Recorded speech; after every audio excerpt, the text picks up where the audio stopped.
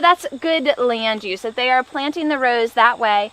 As the rain is coming down over the hillside, that sediment will be caught, so it'll prevent the sediment from going into the stream.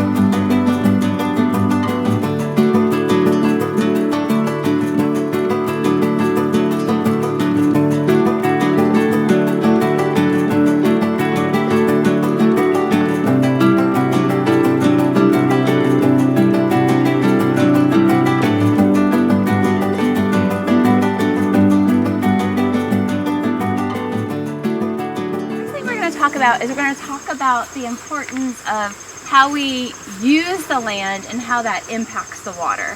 So we'll do a little land use activity, and then we'll get in the stream and collect some macros, I think, and then we'll do some water testing if we have time. We'll do 3 groups of 3. Is that all right with you guys? And so I have different land use scenarios, a little mini version of your land scenario. And then I want you to come up with a list of you think everything that happens in that scenario would impact the water. If it rains and it flows off, what would flow into that stream? And I want us to compare, when we're done talking about our scenarios, the way that your scenarios use the land versus how L.E.A.F is using the land, okay? She's gonna talk about the like little mini ecosystem that's in the soil, right? You want the soil to work with the plants together. And the more that you disrupt that connection, the more that it affects the way that we eat too and how our bodies process foods. Do you agree? Like, we have these whole little mini microorganisms in the soil, and when you till them up, you're destroying that whole little ecosystem. Like, you're destroying things that you can't even see. Like, I'm talking about the little things that, like, I'm standing here and there's probably 50 macros underneath me, at least 50 macros underneath me. So these are the things that live in the water all the time. Okay. So this is actually a net. Did you do the net caddisfly larva? I did. You're crazy. The underside of it is... See this right here where it just looks like kind of nothing? It's actually a home for a caddisfly. And you have that on your list, caddisfly larva. That one's missing legs. You lift up rocks. These two are the other 2 things you need to Yeah. Oh my God, hey look! Thingy. Catch it. There's a thingy in there! But what happens is that the underside, all of these on the underside are his gills. So he is highly sensitive to water pollution and needs high oxygen levels in the stream in order to survive. So this gives you a snapshot of how good your water quality is, or in this case, Sherman's Creek. In this very little small section, we found 6 different species. See the shading on them? Look how gorgeous that is. That is gorgeous. That is disgusting. Oh no, I love stoneflies. Aren't they beautiful with the coloration? Yeah. That gives you a great snapshot that the stream quality is pretty good, right? Don't drop the kids.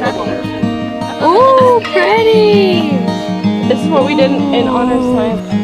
Of the test samples, in one of the 4 depressions. Outside. Is it in one of the depressions? Yeah. What are you talking about? Wait, Miss Baldwin. We shake it for 3 minutes and we are testing what? Probably nitrogen. We are testing the nitrogen quality in the water. 1, 2, 3, 4, 5, 6. Push the valve assembly onto the...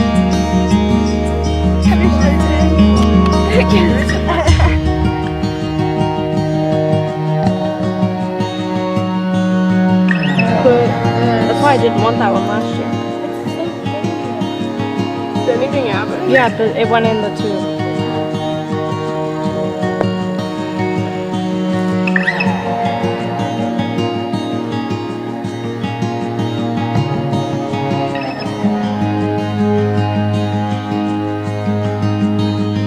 stream, right? Low nutrients won't encourage the growth of algae. Very good. And then dissolved oxygen. The higher dissolved oxygen, the better that it is. So it's 9 parts per million. So that's good land use. So they are planting the rows that way. As the rain is coming down over the hillside, that sediment will be caught, so it'll prevent the sediment from going into the stream. Your stream, better water quality. What was the first bird that we saw when we got here? Eagle. A bald eagle. You need a great ecosystem in order to support them, and they're coming back in Pennsylvania, which is awesome. So by buying our food at places like L.E.A.F or farmers markets, which are in Enola and all over our area, by being strategic about where we buy our food, we're actually helping the earth.